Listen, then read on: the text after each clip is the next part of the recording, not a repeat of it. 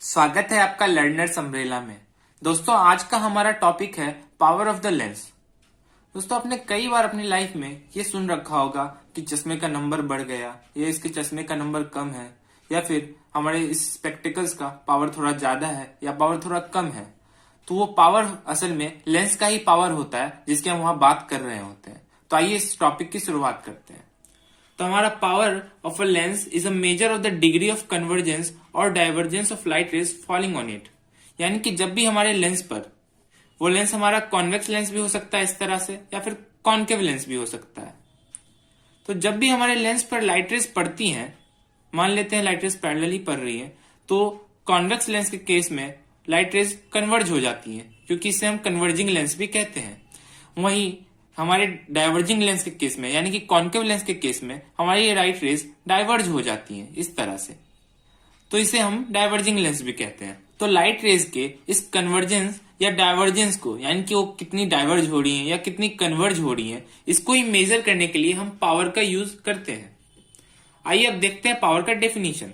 The power of a lens is defined as the reciprocal of its focal length in metres. तो power को हम 1 focal length लिख सकते हैं, ये है हमारी डेफिनेशन। यानी कि हमारी फोकल लेंथ अगर 20 सेंटीमीटर दी गई है, तो यहाँ ध्यान देने वाली बात यह है कि हमें सेंटीमीटर को हमेशा मीटर में कन्वर्ट करना पड़ेगा पावर निकालने के लिए, क्योंकि ये हमारे डेफिनेशन में ही दिया गया है। तो हम 20 सेंटीमीटर को 0.2 मीटर लिख सकते हैं। तो ये रहा हमारा फोकल लेंथ। अब हम अगर पावर निकालना चाहते हैं किसी ऐसे लेंस की जिसकी फोकल लेंथ 20 सेंटीमीटर है, तो वो पावर हो जाएगी 1/0.2, है कि नहीं। इसको हम कैलकुलेट कर सकते हैं आराम से। तो ये रही हमारी पावर की डेफिनेशन। अब दोस्तों जो पावर होता है वो हम देख सकते हैं कि फोकल लेंथ के इनवर्सली प्रोपोर्शनल है। यानी कि जब भी हमारी फोकल लेंथ जो है वो बढ़ेगी तो हमारा पावर कम होता जाएगा। मतलब जैसे लेंस बड़ा होगा, यानी कि लेंस की साइज बड़ी होती जाएगी, तो उसकी फोकल लेंथ भी बड़ी होती जाएगी पर उसकी पावर कम होती जाएगी। और वहीं अगर हम देखें कि कॉन्वेक्स लेंस के केस में हमारा जो फोकल लेंथ होता है वो राइट साइड पे होता है, तो उसका जो साइन होता है वो पॉजिटिव होता है। वहीं कॉन्केव लेंस के केस में हमारा जो फोकस होता है वो लेफ्ट साइड पे होता है, तो उसका साइन नेगेटिव होता है।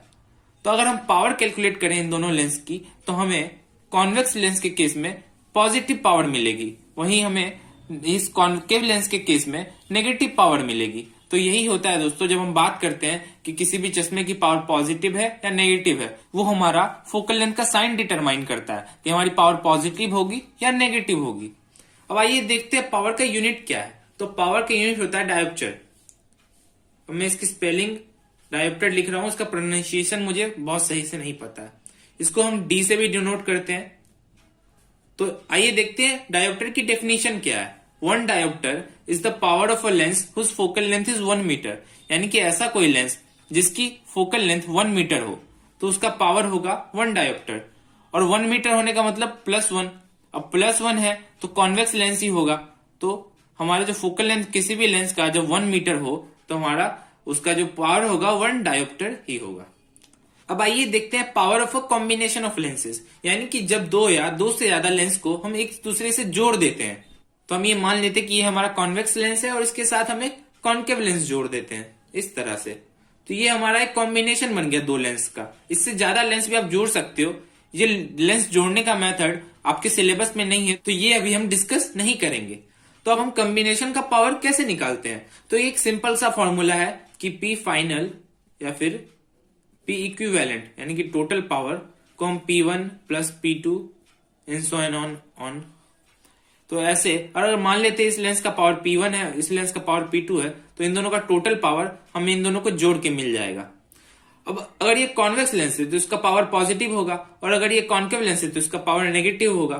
तो अल्टीमेटली इन दोनों को हमें घटाना पड़ेगा, पर यहाँ साइन प्लस का होगा और ये जो P2 का साइन है वो नेगेटिव, वो यहाँ पर मिलके यहाँ सब्ट्रैक्शन बना देगा। ऐसे हम एग्जांपल लेते हैं। मान लेते हैं हमारे इस लेंस का पावर है 3 डायोप्टर और इस लेंस का पावर है -5 डायोप्टर, है कि नहीं। तो अब हमारा जो P फाइनल या P टोटल होगा, या फिर P इक्विवेलेंट लिख सकते हो आप इसको, ये होगा 3 - 5 यानी कि -2 डायोप्टर। तो ये होगा हमारा power of a combination of lens.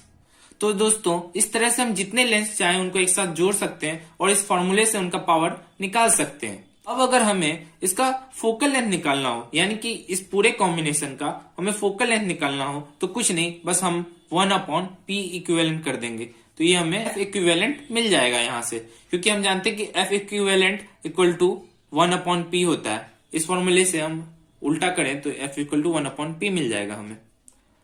तो दोस्तों आज के वीडियो में इतना ही। अगर आपको ये वीडियो पसंद आया हो तो आप इसे लाइक करें और हमारे चैनल को जरूर सब्सक्राइब करें। अगर आपका कोई भी डाउट रह गया हो तो आप कमेंट बॉक्स में पूछ सकते हो, या फिर आप हमारा टेलीग्राम चैनल ज्वाइन कर सकते हो, जहां पे आपकी क्वेरी जरूर रिजॉल्व की जाएगी। धन्यवाद दोस्तों।